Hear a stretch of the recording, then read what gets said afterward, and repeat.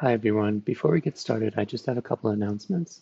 We have opened registration for 2 webinars this fall. First, we have Jung and the Environment with Dennis L. Merritt, PhD, LCSW, and Jungian analyst on Friday, October 1st, 1 to 4 p.m. Chicago time via Zoom. The second is Jung, Buddha, and the Middle Way, a historical and personal journey with Barbara Friedman, PhD and Jungian analyst, Friday, November 5th, 1 to 3 p.m. Chicago time via Zoom. So if you're interested in any of those, please feel free to register.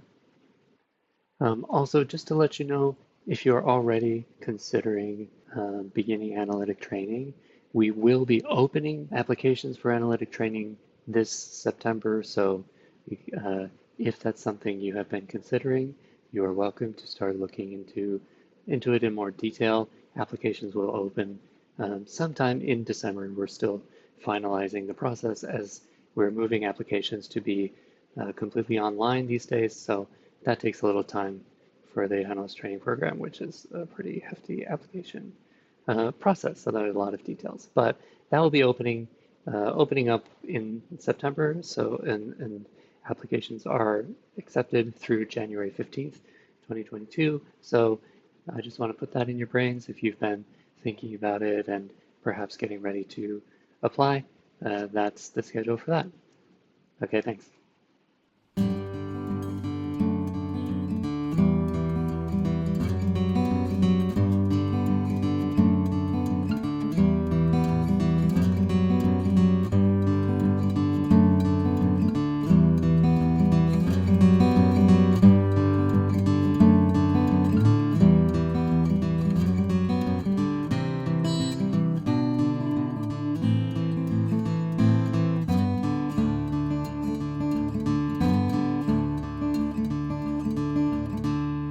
Welcome to the Jungianthology podcast by the C.G. Jung Institute of Chicago, animating female archetypes and telling women's stories, an interview with Elizabeth Lesser. Patricia Martin will be introducing Elizabeth Lesser in a second, so I'm going to skip that part for now, but I want to jump directly to reading a few submissions from our listeners. Thank you to everybody who's done that so far. We continue to get those, so if you submitted one recently, I might not actually get to it for a few months because there's a little bit of a backlog, which is great. I really appreciate everyone who's doing it. From an anonymous listener in Massachusetts, I encountered Jung in high school by reading Fifth Business, then again in a college humanities course in which we read selections from Man and His Symbols. It felt meaningful and useful, so I kept engaging with Jung sporadically. I don't know that I'm on a journey, just interested. Another listener from New Zealand says, I use this podcast for my own help in individuation, however also to understand the deeper nature of human existence, and in this way I also inform my creative writing. I am not a psychologist, although I studied some psychology at university. I am a teacher. My passion is creative writing. My writing will always be influenced by Jung's ideas. Now, in middle age, the first third of my life was swamped in depression, addiction, and ambivalent self-sabotaging behavior. Having a narcissistic father and an overly protective, paranoid BPD mother were crucial factors in my development. Nowadays, I am fairly happy and excited by the journey ahead. I find this podcast very helpful and always look forward to listening to it in the wee small hours when I cannot sleep. I'm looking for more of the same, really, intelligent analysts or scholars who explain Jung in a clear manner. And they add, it may sound a little strange, but I love the recorded lectures you present on tape recorders and dictaphones from the 1990s or even earlier. I get a nostalgic feeling. So thanks to people who continue to submit. Please do. There's a link in the show description that you can use. And also, I want to say that this podcast is free for all and exists because of your support. You can make a donation to the Institute on our website or become a member, which includes discounts to webinars and downloads from the store. Or you can just purchase something from the store that interests you. Those store purchases really help us keep the Institute running and support the podcast. So thanks. Now let's get to the interview. Hello and welcome to Jungianthology. the podcast of the C.G. Jung Institute. I'm Patricia Martin, and I'll be your host for this episode. And I'm delighted to be talking with Elizabeth Lesser. Many of you will know her name, but let me give you some background on Elizabeth before I open the conversation. Elizabeth is a best-selling author, and she's the co-founder of the Omega Institute. It's a renowned conference center, retreat center, and it's located in upstate New York, Rhinebeck, in fact. Elizabeth's first book was The Seeker's Guide, and she distilled lessons learned into a potent guide for growth and healing. Her New York Times bestselling book, Broken Open, which I read, and I think I read it twice, in fact, when I hit a dark period in my life. But Broken Open, How Difficult Times Can Help Us Grow, has sold over 500,000 copies and translated into 20 languages. Her third book, Marrow, Love, Loss, and What Matters Most, she wrote about her sister's bone marrow transplant that she helped her sister with. Her newest book, which we're talking about today, is entitled Cassandra Speaks, When Women Are the Storytellers, the Human Story Changes. It reveals how humanity has outgrown its origin tales and its hero myths, and it empowers women to trust their instincts and find their voice. Because so much of Carl Jung's theories invoked mythology and fairy tales, and his ideas about the collective unconscious deal with the interplay between the feminine and the masculine. We're so eager to invite Elizabeth onto the podcast. Welcome, Elizabeth. Thank you. Thank you so much. I'm really happy to be here with you. Thanks. So you might be best known for co-founding the Omega Institute in 1977. During the early times of the self-help movement in American culture, 1977, I'm thinking back, and since then, the Institute has been at the forefront of, and I have to read this list, holistic education, workshops and trainings in integrative medicine, prevention nutrition, mind-body connection, meditation and yoga, cross-cultural creativity, spirituality, and women's empowerment. But my real question is, I want to go back to the very beginning. What inspired you to step on that path? Well, I was raised in a family of intellectuals, atheists. There was like a equation in our family. If you are intelligent and a smart person, you therefore will not have one spiritual bone in your body. It was all hogwash. It was all the opiate of the masses. My parents were like socialist, intellectual New Yorkers. And family of 4 girls, one really powerful father. My grandmother and great aunt lived with us, like it was all women, and then this very strong patriarchal father. And I don't know why, I was born a little spiritual seeker. I was the weirdo in the family. Like I would tag along with my Roman Catholic next door neighbors to mass because I was obsessed from like the earliest age of thinking, well, who am I? Where do I go when I die? Where did I come from? How do you live a good life? But you couldn't talk about that in my family. You know, you could talk about Shakespeare, maybe that was the closest you could get, poetry. But the minute I left home and got to college, I started reading the great spiritual texts. And it was a time in American history in the early 1970s when gurus were washing up on the shores of America and Eastern meditative yogic traditions were beginning to infuse our culture. And I thought, yeah, I want one of them. I want to get me a guru. and I did. I was one of those hippie kids. You know, I was at Columbia University. I left college, much to my mother's horror. And I went to California and I got involved with a Sufi teacher, Sufism being the mystical dimension of Islam. And I started reading a whole lot of stuff. I started reading a lot of Jung, actually. And the teacher that I had this idea to start. He was a very brilliant man. Pir Vilayat Khan, and he had this idea. He wanted to resurrect the ancient schools of Alexandria, and he would start an institute in the United States that was holistic and bringing the great spiritual traditions, but also focusing on science and medicine and things like that. And he put myself and my ex-husband in charge of it. I was 22. I didn't know anything about anything. None of us did. But we started tiny, just a few workshops. But it was one of those ideas that like took off so fast. I've always thought of Omega like a monster, a dragon that's we're holding onto its tail and it's just been dragging us for 40 years. The most recent hell ride has been how to keep a retreat center alive during a pandemic. So it never has stopped fascinating me, bringing people together in community to explore the inner world.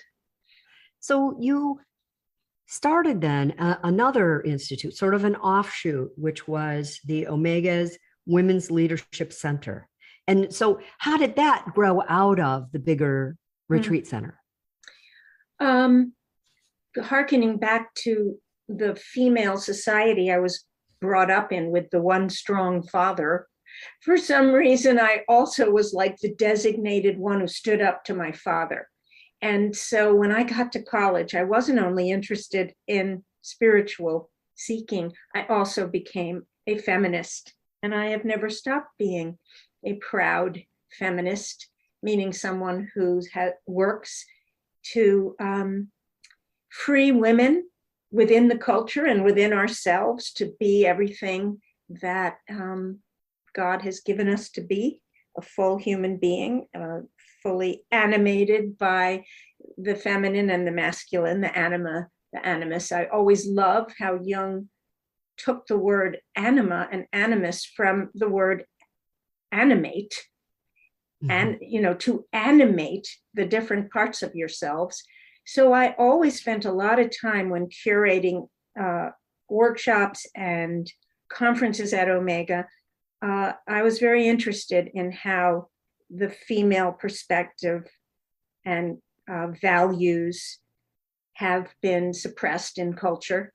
And so I've created a lot of stuff at Omega around that. And then about 20 years ago, I put together a conference called Women and Power. Those two Great words combination together made me really uncomfortable. Like women and power, like I'm not powerful, but actually I want to be powerful. So this tension within women, I want power meaning the animating spirit to do what I want to do in the world, to make a difference in the world, to have agency in the world. We wanted it as women, but especially 20 years ago when I started this conference, I would never admit, yes, I want power. It seemed like the worst thing a woman could admit. So I thought, I'm going to create a one-off conference on this. And I invited Anita Hill, who was still very much an important figure in American culture. She had just finished with the trial, the hearing on Congress with the Clarence Thomas Supreme Court nomination. And also I invited Eve Ensler, who wrote the Vagina Monologues. I tried to pick these different, Anita Hill, the political, legal, Eve Ensler, the artistic, activist, and a whole bunch of other women speakers. And to my surprise, hundreds of women signed up, and it was just wildly exciting. So I did it again the next year, and 2,000 people came to a conference in New York City. And we've never stopped. We've had women from around the world in every arena, from the arts to politics and everything in between. And out of that conference, because I thought, wow, I put so much effort into this every year. And then it's cooking Thanksgiving dinner takes you 3 days, and then everybody eats it in 20 minutes. And you're sitting there and you're like, wow, what did I do that for? So I decided, and we decided, me and my colleagues at Omega, to to create a Women's Leadership Institute within Omega that offers all sorts of trainings.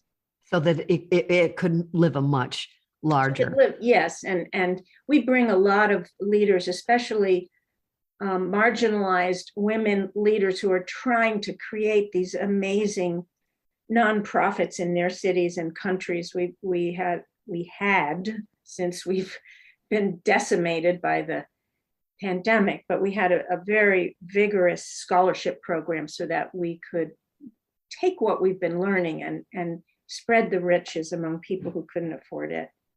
So when you were talking about the word power and sort of putting that on and really wearing it, it reminded me of a phrase once I heard Marie Wilson, the former executive director of the Ms. Foundation for Women. She said, the new scarlet letter for women is A for ambition. We're not allowed to have it. And so when I was reading your most recent book, Cassandra Speaks, you begin with the ambition that is captured in the male-driven canon of Western thought. Can you tell that story about going into the basement for other reasons and then discovering that you needed to really understand the origins of power first? Yeah, that's very Jungian, isn't it? Going into the basement. Yes. Yeah, one of my sons, my youngest son, went to a college called St. John's College. It's the Great Books School. There's two campuses, one in Santa Fe, one in Annapolis, Maryland, and they just read the Western canon. They start with the Greeks and they read it in ancient Greek, and it's really a classical education in the United States. Probably, I think the University of Chicago has a similar program in it. Anyway, when he was going to that school, I was aware of how uneducated I was in a lot of the real classical Western thinking, whether it's the Greeks or the Romans, a lot of literature. And I read some when he was in school, but one day I went down into the basement looking for something because I was writing a keynote speech for Women in Power. And I was looking for a particular book, and I opened his boxes of college, his curriculum. And there were all these books, Aristotle, Socrates, the great Greeks, the great Romans. And I started reading them. I'm sitting there. I actually was sitting in a rocking chair that I had nursed my kids in. And I'll never forget that feeling as I read these texts about power. And they actually map out what I consider to be the abuses of power, domination without thinking about who you're dominating and how it's affecting people, using warriorship and violence. Violence and warriorship are synonymous in so many of the descriptions of power and leadership in these male texts. And they all are male texts, whether it's the Chinese, the art of war, or all of the Greeks and the Greek myths and the Odyssey and the Iliad. There is this synonym of violence and leadership. And I felt so naive. I was like, you mean there's a method to this madness?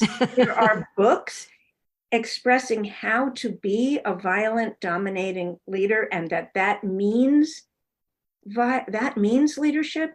I took all those books, I cleaned them up, I brought them up, and I made a deep study of it as a way of saying, look, people wrote these texts. People had these ideas. They did not fall out of the sky as like, this is what a leader should be. No, very strong, dominant men wrote these books.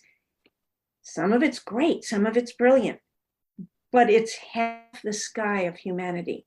Women's voices are profoundly and obviously missing from the texts that we still use We use it in business, and we use it in war, and we use it in leadership, and we use it in every country all around the world. And it is an archetype, right? It is. This is what makes it an archetype. And in fact, as you're describing this, I'm thinking to myself, oh my, when you start to list texts like the Odyssey, the idea of adventure is indeed a male construct. We're seeing it right now with Elon Musk and Jeff Bezos and Richard Branson, who are like, well, we screwed up here on Earth. It's a real mess. We don't have anything more to extract out of the ground, and the skies are polluted. We better go somewhere else and do it there. Right. And I'm like, really, guys? You're going to take multiple $billion that could be used to reinvigorate Eden here on Earth and teach people emotional intelligence and how to get along and how to share resources and put it into clean energy. You're going to follow the Odyssey myth again. That archetype is going to prevail still. Have you not done any incorporating of your anima into your life? Come on. But then you decided to take the myth of Cassandra and bring it to light and animate it. And in fact, title your book about it. And the myth of Cassandra, so many of these myth of Psyche, these myths are much lesser known and understood because of the history you just described. So I think it's beautiful that you chose Cassandra's myth to sort of drive your stake into the ground. So talk about her, tell her story. I will. I chose a few myths. I could have chosen so many because they're rampant. The missing voice of women in mythology. I chose a few. I chose Adam and Eve, and I chose Pandora, and I chose Pygmalion and Galatea, and I chose Cassandra. And I didn't know I was going to call the book Cassandra until I had an experience. I gave a speech again at Women in Power conference, and the person who was going to follow me is, help me brain, the founder of the Me Too movement.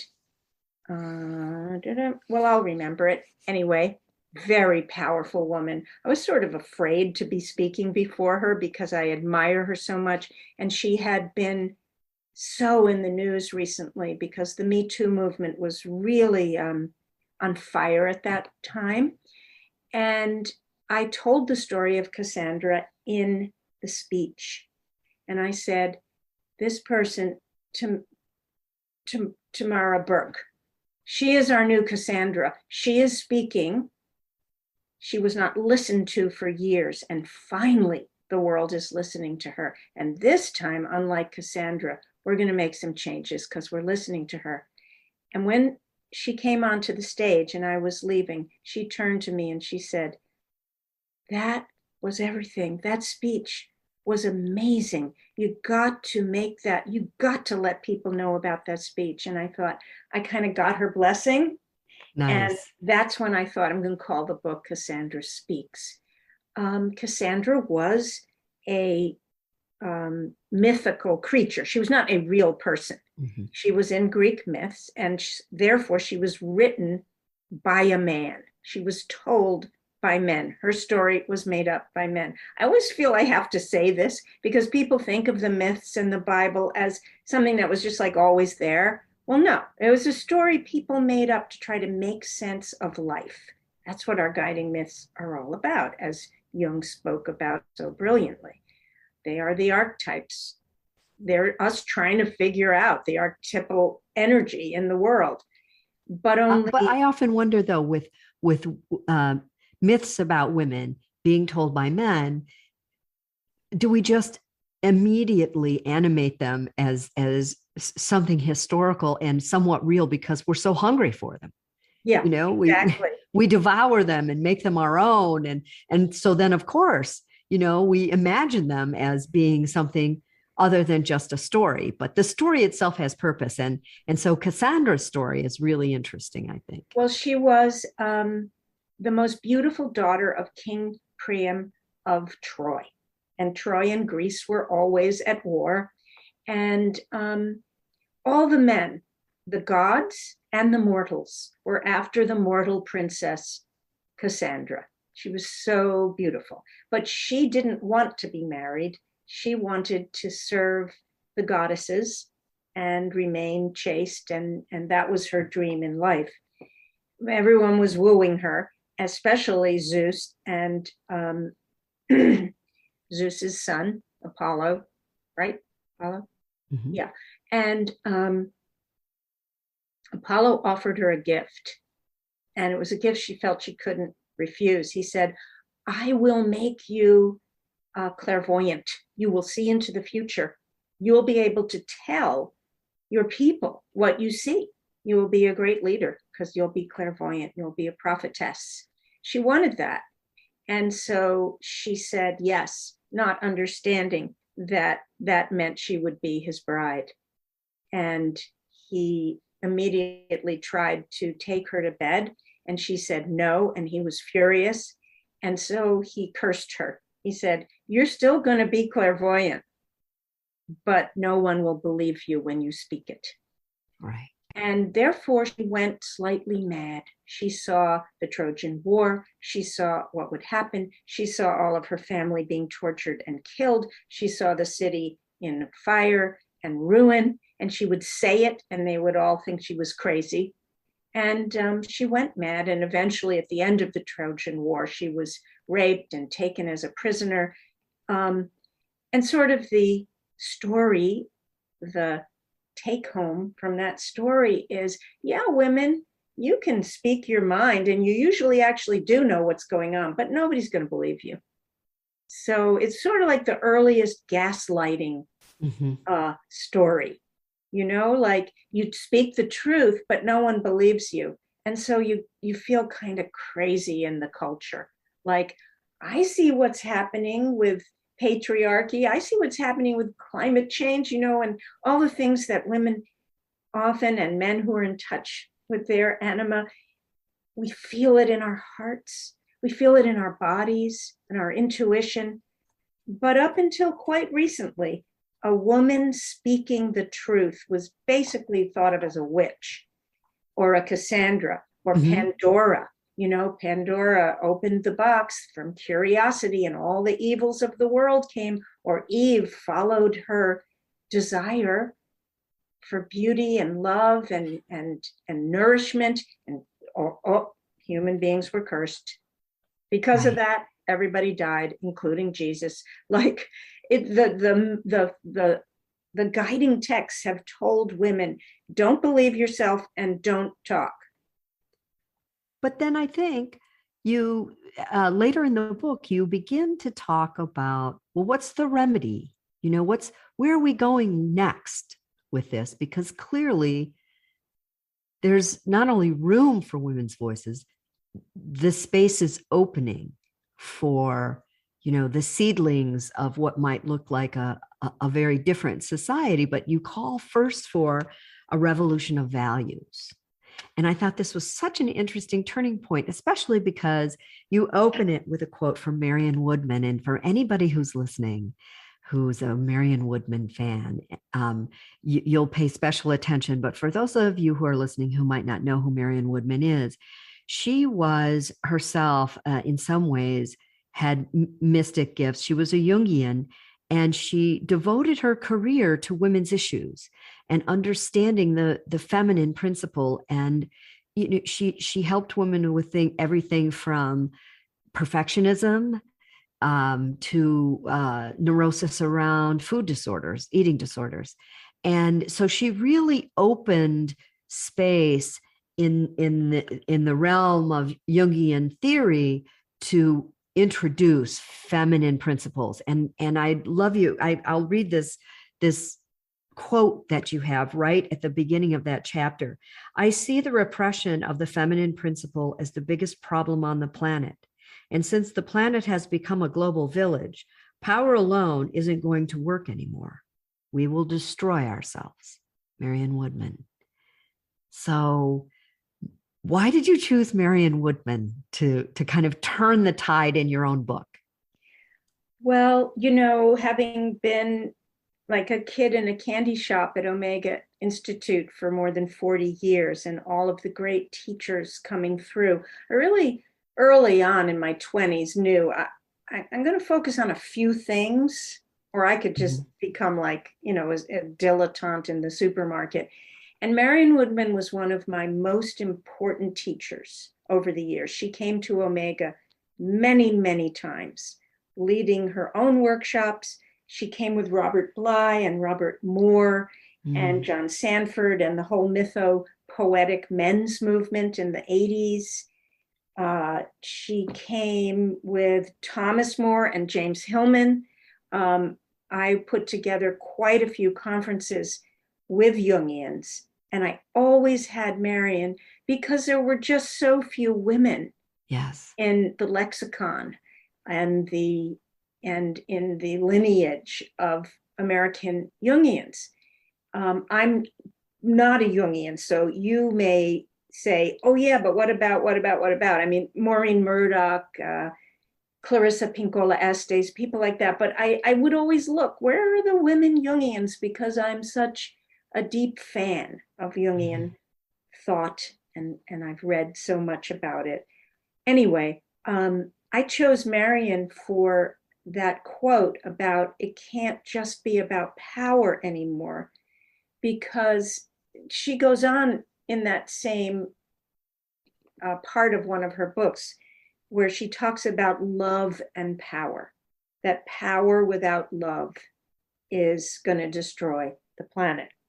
And when I talk about a revolution of values, I am a feminist, but I am also what I've been calling recently a feminineist. It doesn't what does roll that off, mean? Doesn't roll off the tongue. Feminineist. Like, I'm not interested in women getting into the halls of power, getting our foot in the door, and then just turning into the very things we would like to change. Nietzsche said, be careful when fighting dragons, you don't become one. Yes. And Marion Woodman talked a lot about this. Can we bring the feminine principle into the halls of power? If we just put all our energy into getting into them, we will be perverted by power. Men are not the only ones who can be perverted by power. Anyone can be. Sure. We're seeing it in our own country. We're seeing so many women who work so hard to become senators or congressmen or CEOs. And then it's just the repeat of the same value system. So I'm interested in women and men redefining power, doing power differently, taking the best of what we've learned from the warrior culture, being strong, being able, having a backbone, knowing who you are, being able to say no. I'm interested in that and getting rid of the violence and the domination and bringing some of the feminine spirit in. What's interesting to me is I don't know how many listening watched the Olympics, the Summer Olympics. When you and I are talking, the Summer Olympics just ended. And I felt that Simone Biles was sort of the new hero. She represents to me someone who has a strong male warrior quality. She has worked her little ass off to be the best. She knows how to compete. She knows how to win, and she loves that.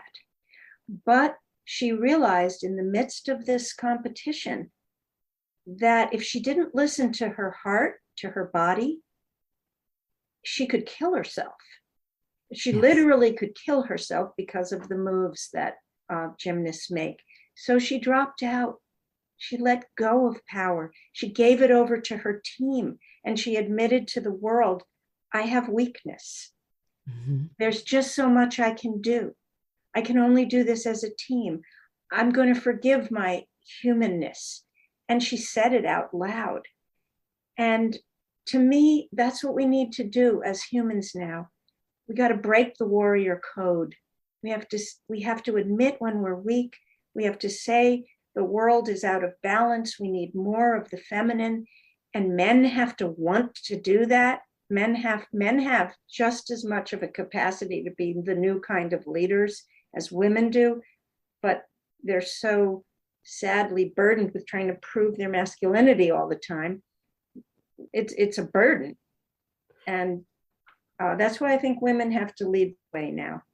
Well, I think that the day-to-day challenge for most women and men alike in doing that kind of partnering. I mean, I see it in the young people whom I work with, and I research millennials as part of my work.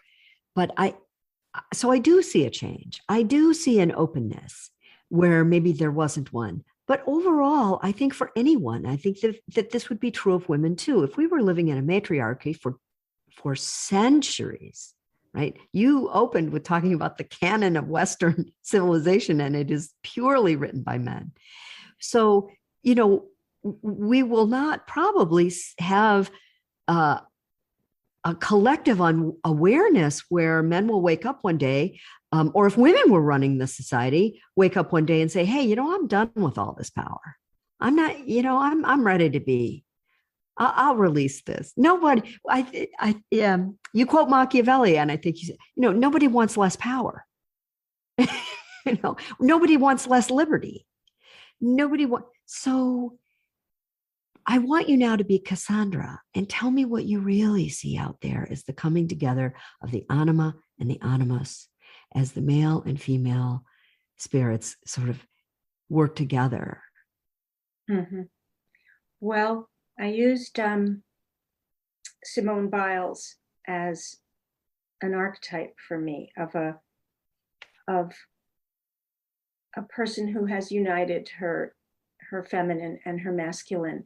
And as you say, I think younger people are way ahead of my generation. And thank goodness. What's going on now with gender fluidity and trans people, I look at it from my perch of being someone in her 60s as like, wow, I barely understand a lot of what's going on. And I'm sure it has its shadow too. Mm-hmm. But I think it's on the right track towards men. And I see it in my own children. All three of my sons are fathers, and they are fathering in an entirely new way. I remember when my first son had his first child, and I said something to him like, you're being such a good mommy, because he was like right in there, changing the diapers, getting up at night. And he said, I'm not a mommy. This is what daddies do.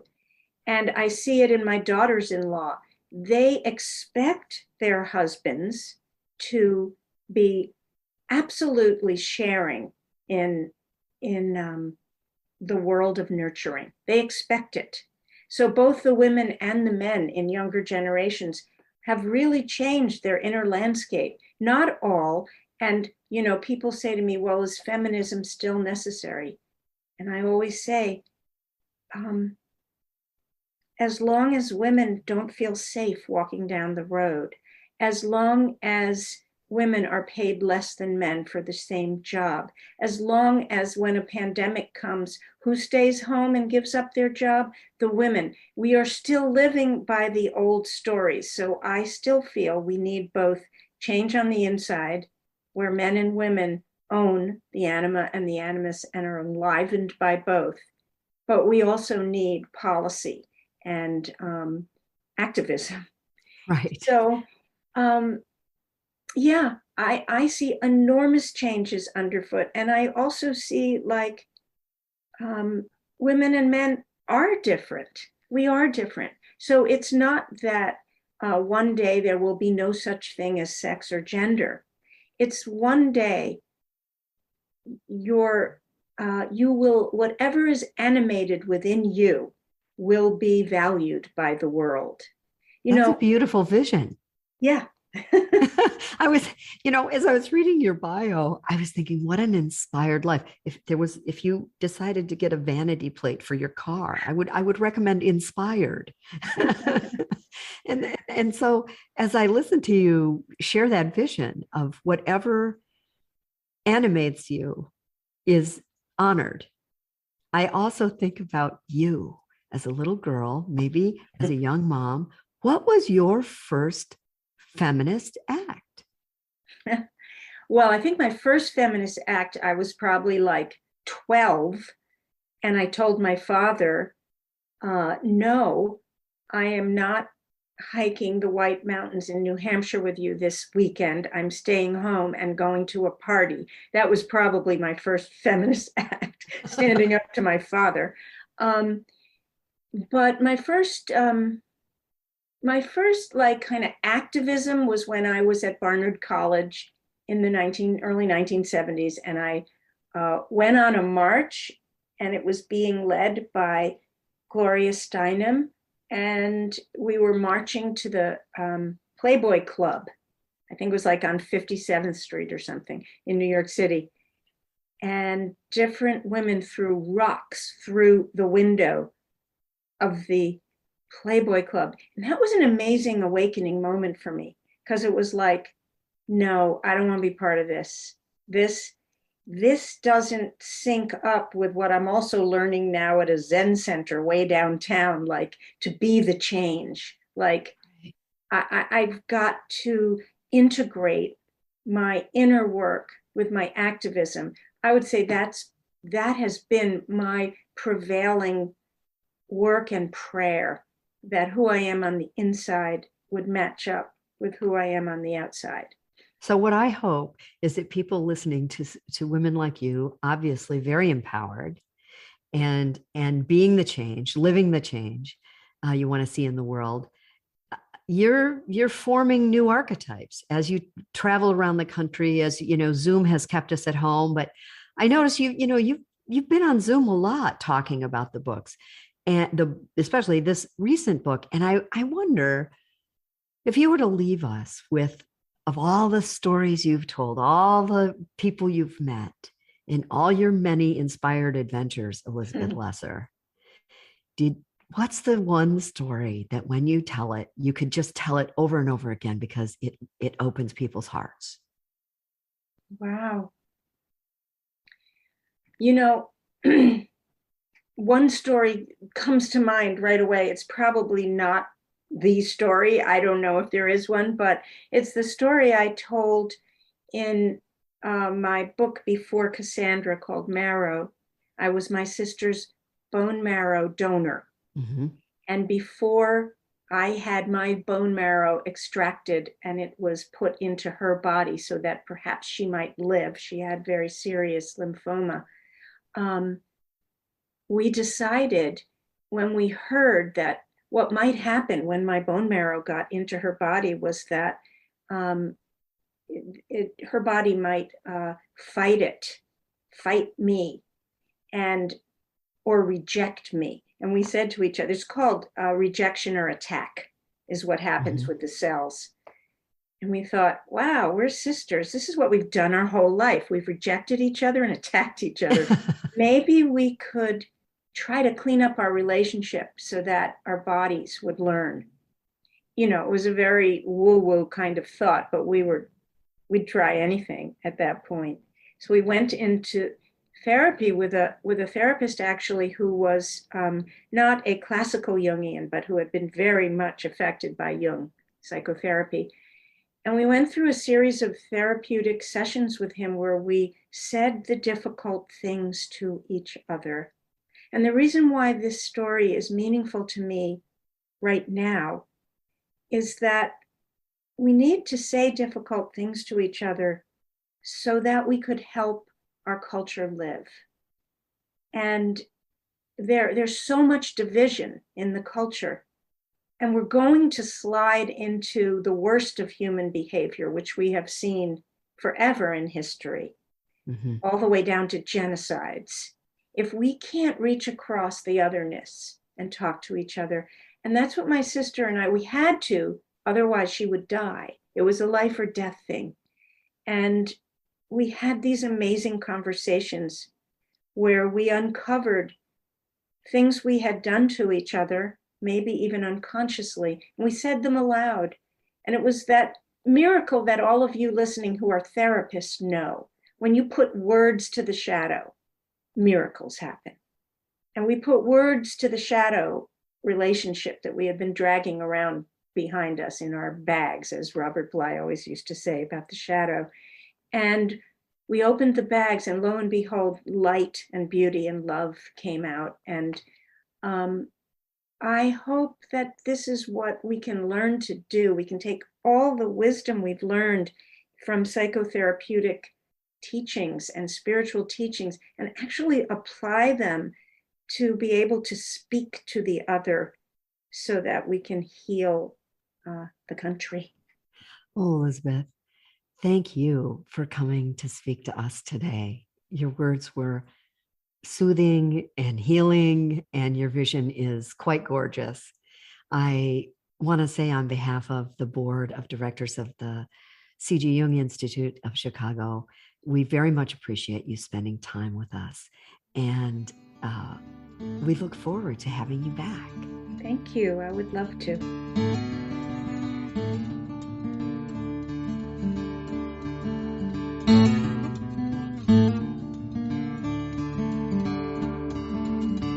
This podcast is distributed under a Creative Commons Attribution, Non-Commercial, No Derivatives license. Share it all you like as long as you maintain the attribution to the speaker, but please do not change it or sell it.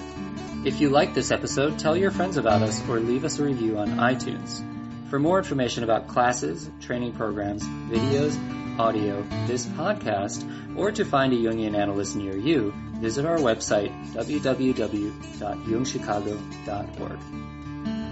Thank you to our 2020 donors who gave at the contributing member level and above: Barbara Anand, Usha and Ashok Beatty, Jackie Cabe Bryan, Eric Cooper and Judith Cooper, Kevin Davis, George J. Didier, Mary Doherty, James Fidelibus, John Korolewski, Marty Manning, Diane Sherwood, Deborah P. Stutzman, Deborah Tobin, Alexander Wayne and Lynn Kopp, Gerald Weiner, Karen West and James Taylor, and Ellen Young. If you would like to join our generous community of supporters, just go to jungchicago.org/give.